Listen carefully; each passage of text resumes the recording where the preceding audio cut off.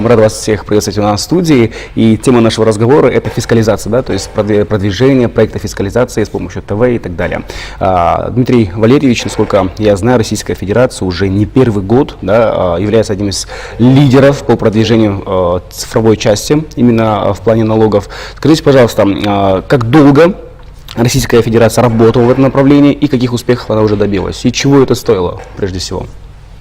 Доброе утро. Во-первых, хотел бы поблагодарить своих коллег, поблагодарить вас за возможность сегодня выступить. Мы с коллегами о своих профессиональных вопросах очень часто и много общаемся, а вот не всегда удается поговорить с телезрителями, с бизнесом, с гражданами о том, зачем мы внедряем цифровые технологии в налоговое администрирование. Поэтому сегодняшняя такая возможность предоставилась. Где-то год назад мы приезжали большой делегацией Федеральной налоговой службы Российской Федерации в гости к нашим коллегам. Кабыл Кушбекович нас принимал, Государственная налоговая служба Республики Кыргызстан, показывал свои достижения, свои устремления к цифровизации. Мы тоже старались поделиться своим опытом. И в итоге где-то в течение года проделали большую работу. Сейчас мы готовы к подписанию соглашения об оказании технического содействия нашим киргизским коллегам.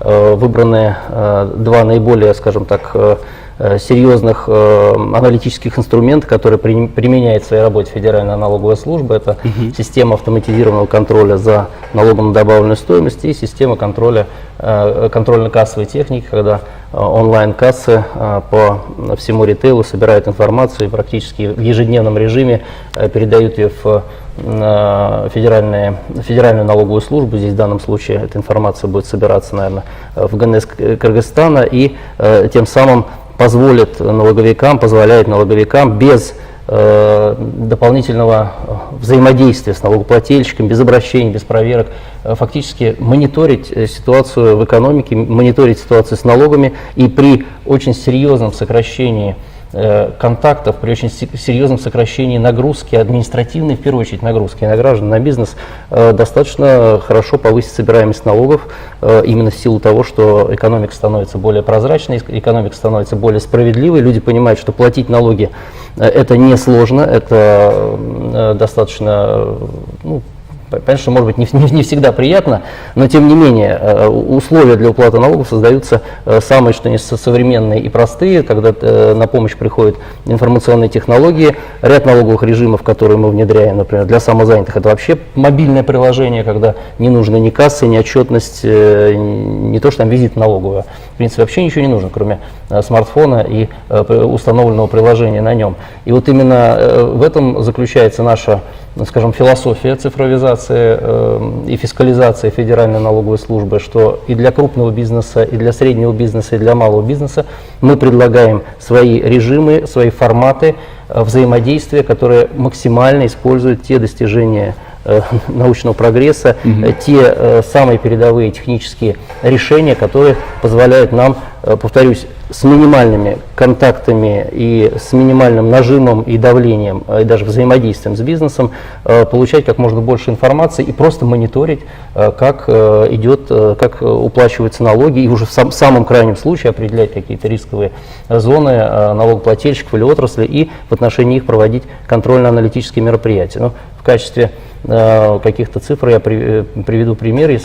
Когда мы начинали внедрять нашу систему автоматизированного контроля АСК НДС, в 2015 году мы собирали налог на добавленную стоимость где-то 2,5 триллиона рублей в год. В 2019 году мы уже собрали 4 триллиона 300 миллиардов рублей. Почти два раза больше. Почти, да, процентов на 80 рост произошел, причем рост шел каждый год достаточно приличный.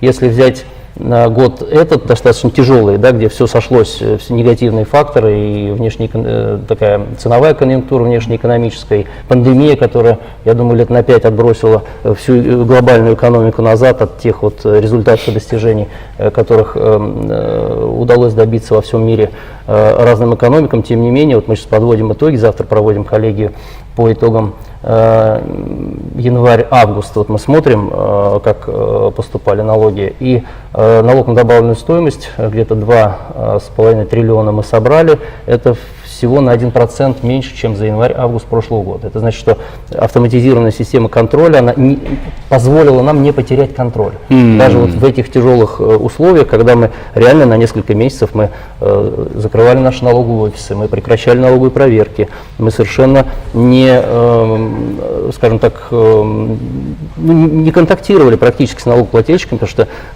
вот эти антипандемические меры, мы спасали жизни людей, они были у нас достаточно серьезные, достаточно жесткие, но в то же время оправданные. И вот в этот тяжелый период и для экономики, и для, в принципе, для системы государственного управления именно механизмы цифровизации позволили в удаленном режиме продолжать мониторить ситуацию налогоплательщикам, продолжать без каких-то серьезных проблем уплачивать налоги с учетом того финансового результата, который они достигали, и не чувствовать на себе излишнее, особенно вот, может быть, даже неуместное в такие периоды времени давление со стороны государственных и налоговых органов. То же касается и нашего приложения для самозанятых, то, о чем я сказал, мы уже не так давно у нас зарегистрировался миллионный плательщик. Да. Что такое самозанятый? Это человек, который работает на себя, оказывает услуги, не имеет наемных работников, сам не является наемным работником.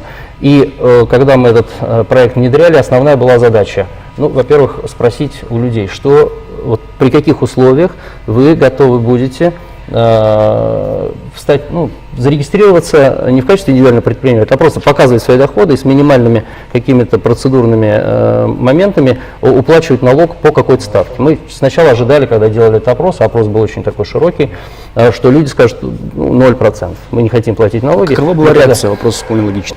Самое удивительное, что вот та ставка, которую сейчас установлена для самозанятых, это 4%, если ты оказываешь услуги физическим лицам, 6%, если ты оказываешь услуги индивидуальным предпринимателям или юридическим лицам, она была названа налогоплательщиками. То есть люди были готовы при том, что условия уплаты, отчетность минимальная и ставка вполне объяснима, они готовы совершенно спокойно легализоваться, показывать свои доходы и платить налоги государству. Вот сейчас у нас уже более миллиона самозанятых. Очень интересная статистика. Почти половина из них ранее вообще свои доходы не декларировала. То есть мы понимаем, что к нам пришли и встали на учет через мобильное приложение те люди, ну, да, которые раньше где-то в каком-то теневом секторе получали доходы, они зарабатывали своим трудом, что-то делали, но при этом они не могли пойти в банк и получить кредит, потому что у них не было официального подтверждения источника их доходов. Ну и, соответственно, они не могли считать себя налогоплательщиком. То есть свой вклад в бюджет они по тем или иным причинам не вносили. Поэтому вот такие примеры, как от контроля там, крупного бизнес-плательщиков НДС до налогового администрирования совсем вот, малых предпринимателей, которые даже не должны встать на учет в качестве индивидуальных предпринимателей, а просто продолжать свою работу и использовать мобильные приложения. Вот что делает цифровизация. Она действительно помогает и бизнесу, и гражданам, и налоговым органам как можно меньше, наверное, друг друга видеть, когда без особой необходимости, и в то же время спокойно работать, бизнесу зарабатывать, а налоговым органам заниматься налоговым администрацией. И самое главное, с чистой совестью, да? Да. Как раз таки, продолжая тему созданных условий для налогоплательщика, вспоминается такое выражение: «Я хочу оплатить налог, почему я должен ждать долго?» Да? Как раз таки нужно отметить, что весь процесс трансформации, цифровизации также нужен для обмена информации на межгосударственном уровне. Вот если говорить про условия для наших налогоплательщиков, скажите, пожалуйста, какие, во-первых, были уже проделаны работы по цифровизации налогового администрирования? Спасибо. Ну, в первую очередь хотел бы поприветствовать нашего коллегу Дмитрия Валерьевича на гостеприимной кыргызской земле. Мы с нашими российскими партнерами очень тесно взаимодействуем. Как было отмечено, мы в ближайшее время выходим на реализацию соглашения по оказанию технической помощи, где российские друзья готовы поделиться своим опытом, своими конкретными решениями с налоговыми органами Кыргызской республики. В целом реализация проектов фискализации, или, как мы сейчас называем это в рамках одной концепции, Smart Salum, реализуется в рамках президентской программы Санрип Кыргызстан, как вы знаете. И вот выбранный приоритет по со стороны руководства страны именно на реализации проектов Smart Salem, это в том числе как бы лишний раз подтвердилось за счет тех достигаемых положительных результатов у наших российских коллег. Каким образом они обеспечивают только благоприятные условия для начала ведения своего бизнеса, для снижения нагрузки на субъектов предпринимательства. И у нас основные компоненты в Кыргызстане, наверное, как все телезрители тоже знают, запустились с 1 июля. Такие стартовые. Это электронные счета фактуры, это автоматизация автозаправочных станций, электронные товарно-транспортные накладные. Также были утверждены новые требования к контрольно-кассовым машинам. И в ближайшее время на рынке появятся вот эти доступные программные или виртуальные кассы. Если вот переходить к цифрам, то мы только по электронным счетам фактурам сегодня уже больше 10 тысяч налогоплательщиков перешли и выписывают электронные счета фактуры. Это обеспечило возможность дистанционного взаимодействия между как бы самими бизнес-сообществами, а также снизить количество посещения налоговых органов. При запуске и начале реализации этого проекта как бы это не потребовало ни одного посещения со стороны налогоплательщиков налоговых органов, все проходило дистанционно в режиме онлайн. На сегодняшний день общий объем выписанных, сформированных счетов фактуры уже в районе 150 миллиардов сом, и выписано больше 1 миллиона счетов фактур. То есть как бы это показывает вот это возобновление экономической активности на стране. И также вот благодаря этих компонентов у нас за июль и август месяц уже наблюдается перевыполнение плана по сбору налоговых отчислений уже только за 2 месяца более чем на 2 миллиарда сом. Как бы это с одной стороны, ну и со второй стороны, как бы вот эти все проекты позволяют, еще раз отметить, что бизнесу как бы снизить нагрузку на бизнес, как и у наших российских коллег, путем перехода на новые цифровые решения, там, где мы уже не заставляем бизнес отчитываться налоговой службе, там, где мы сами можем, так сказать, собрать всю необходимую информацию. В первую очередь мы стремимся значительно снизить количество различных видов отчетности в налоговую службу, а также снизить количество выездных проверок. Это наши такие две основные цели. Тем самым мы хотим как бы так сделать более комфортные условия для бизнеса, чтобы они не боялись ни в коем случае налоговой службы. Это не надзорный орган, да? Да, и вот как и российские коллеги говорят, даже не думали, наверное, о том, что есть где-то фискальные службы, которые следят за тем, как ты ведешь свою деятельность. Как раз таки, продолжая о компонентах налогового администрирования, не так давно изменились, да, правила, как раз таки подход к ККМ, и была запущена программа народного контроля. Что это за программа? Можно, пожалуйста, подробности? Ну, в первую очередь, добро всех видеть, очень рад вас. Вы знаете, российские технологии удивили нас. Мы изучали международный опыт, и даже Financial Times отметил те технологии, которые применяются, и мы очень рады, что российские наши партнеры готовы делиться этим опытом. Вопрос в инновациях, и я рад, что эти инновации в Кыргызстане будут применены. Если говорить про компонент контрольно-кассовой техники, это, наверное, один из самых сложнейших технологических, самых важных как для бизнеса, так и для государства.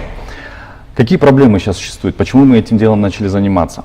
Например, минимальная цена контрольно-кассовой техники в Кыргызстане начинается с 15 тысяч сом. Представляете, молодой человек открывает бизнес, ему надо очень много вопросов финансовых решить. И один из вопросов — это стоимость контрольно-кассовой техники, которая очень дорогая. Это первая проблема. Вторая проблема. Бизнес часто остается с технологическими проблемами, когда ККМ не работает, и они не могут осуществлять свою деятельность. И третья проблема, товароучет в магазинах становится сложным, порядка более 1000-2000 товаров, да, в каждом магазине. И вот контрольно-кассовая техника программная решает эти все вопросы. Мы значительно сокращаем стоимость контрольно-кассовой техники. Второе, мы внедрили понятие оператор фискальных данных, это полностью на коммерческой основе работают компании.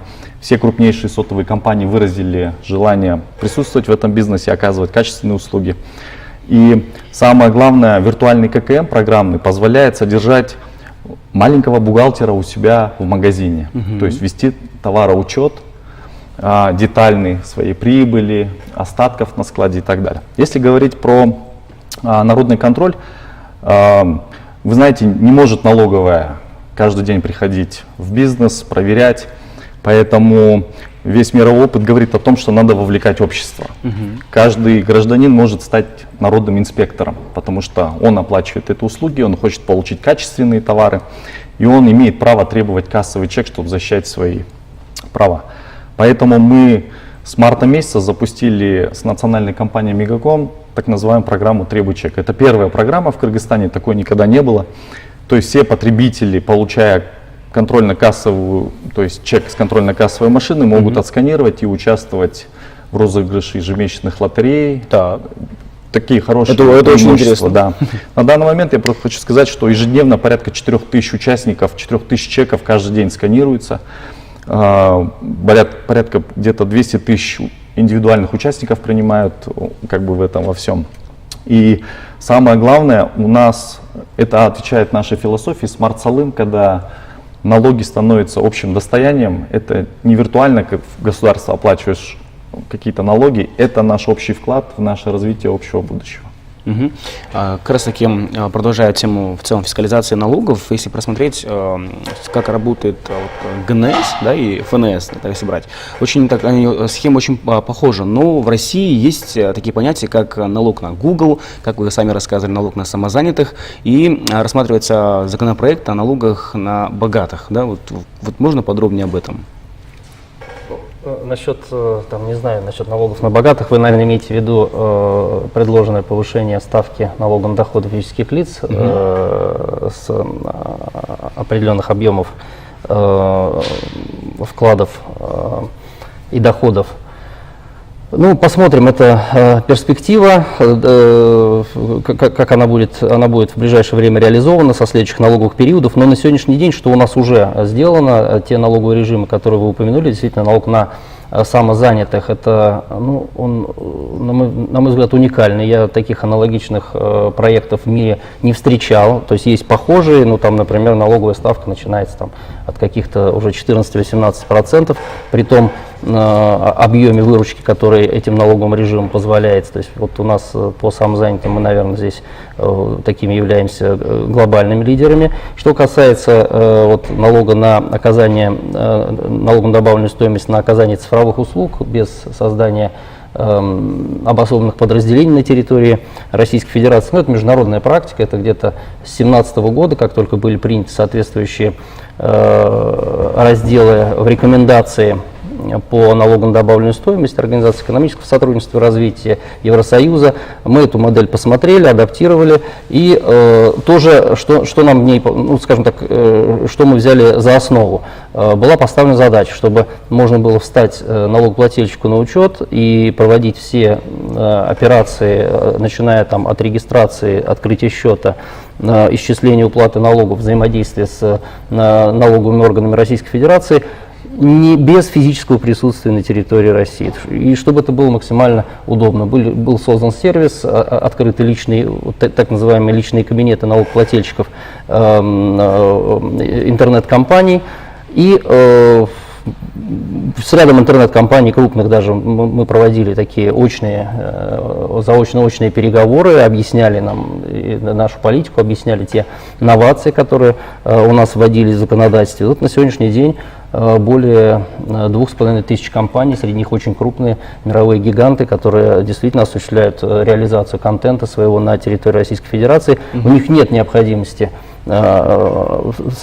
основывать постоянное представительство, у них нет необходимости даже присылать сюда каких-то своих представителей с доверенностями в Россию для того, чтобы встать на учет и урегулировать все свои вопросы по регистрации, подаче отчетности и уплате налогов. Им достаточно зарегистрироваться на сервисе Федеральной налоговой службы, на нашем портале. Это можно сделать из любой точки мира.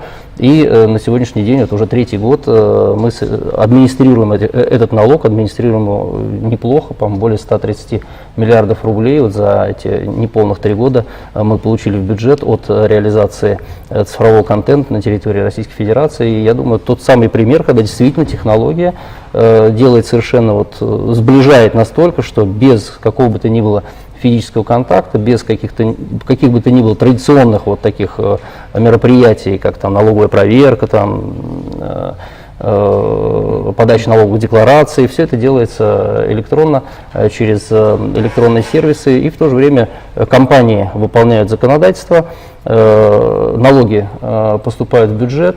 Ну, я думаю, это тоже такой хороший пример, когда цифровизация помогает реализовывать задачи бизнеса и государства одновременно. Отлично. К большому сожалению, время нашего эфира подошло к концу, поэтому напомним нашим телезрителям, что у нас в гостях были Дмитрий Вольвович, заместитель руководителя ФНС Российской Федерации, Куанычбек Шатымиров, председатель ГНС, и Эдуард Турдалиев, член экспертного совета при президенте Кыргызской Республики. Благодарим за исчерпывающие ответы. Я думаю, в этой студии мы с вами еще не раз увидимся. Можно как минимум сделать такой итоговый эфир, да, как раз таки по проделанной работе. А мы продолжаем наше вещание. Оставайтесь на телеканале Алату 24.